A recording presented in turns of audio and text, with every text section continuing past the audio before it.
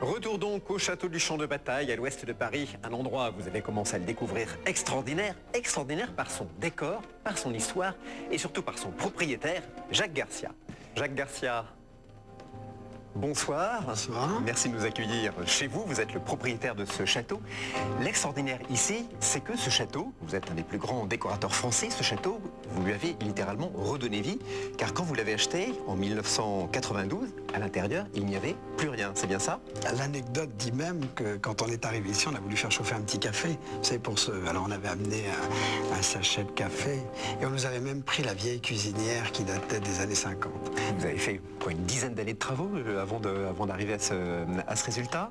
Est-ce que ces travaux, vous avez tenu à recourir exclusivement aux techniques de l'époque ou vous avez fait des compromis avec les techniques modernes?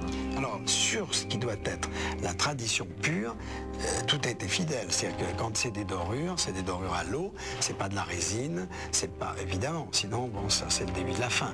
Moi, j'ai amené de la technicité d'aujourd'hui dans une maison qui est, par exemple, le double vitrage. Bon, alors on va vous dire, oui, il n'y a plus la fenêtre avec les vitres, machin. C'est sûr que la fenêtre avec les vitres, c'est très très joli.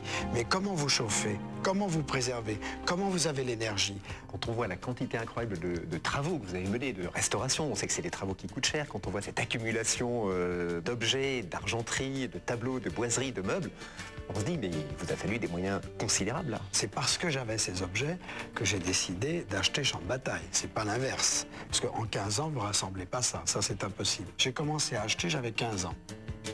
Donc c'est pas une affaire qui vient de démarrer. Et j'ai essayé d'acheter dans mes petits moyens à tout moment, au mieux de ma connaissance. Alors après on dit oui mais attends, c'est pas possible, comment c'est... Ben si, c'est possible. Alors évidemment il faut des moyens considérables, mais les moyens considérables, ils sont souvent extrêmement relatifs. Une maison comme celle-ci, c'est pas plus cher qu'une maison les pieds dans l'eau à Saint-Tropez.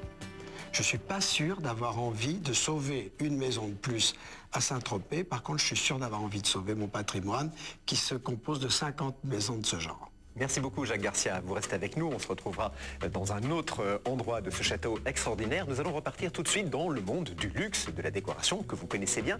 Nous allons voir aujourd'hui comment les plus grands décorateurs conjuguent justement le savoir-faire des meilleurs artisans avec les techniques les plus innovantes pour transformer des maisons, des appartements en demeures de rêve. Et nous verrons comment vous aussi, vous pouvez chez vous, avec un peu d'ingéniosité, transformer une partie de votre maison, votre cuisine, votre salle de bain en pièce de rêve. Regardez. Jacques Garcia, nous sommes maintenant à l'extérieur de votre château de Champ de Bataille, face à ces jardins qui là encore sont extraordinaires parce que ces jardins ils sont, j'ai envie de dire, quasi neufs. Quand vous êtes arrivé, il y a 15 ans, ils n'existaient pas. Mais je n'ai pas acheté cette propriété avec l'idée d'y refaire des jardins. Et puis le destin m'a mis en face des deux grands drames de la France, la tempête de 93 et 99. Et la première tempête de 93, d'ailleurs le lendemain de la tempête j'envisageais vendre, c'était un véritable désastre, c'est-à-dire que ce joli petit jardin, parc avec une pelouse et des grands arbres autour, tout ça était tombé. Bon, rétablir un jardin vaguement à l'anglaise ne semblait pas la chose la plus évidente, d'autant qu'on possédait ici des dessins faits pour Champ de Bataille, de la main de Lenôtre. J'ai trouvé que c'était intéressant d'avoir la démarche qui consiste à, en tous les cas pour la partie historique, de rétablir l'état initial, surtout qu'après la fouille archéologique, on s'est rendu compte que ces jardins avaient existé. Mais c'est un projet pharaonique, on a l'impression d'être à Versailles ou à Vaux-le-Vicomte.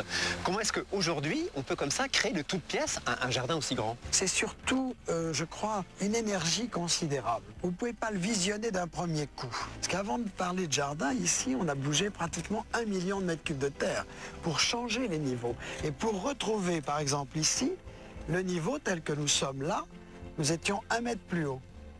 Et c'est en creusant, on s'est rendu compte à quel moment le terrain était le terrain du XVIIe siècle. Merci beaucoup Jacques Garcia.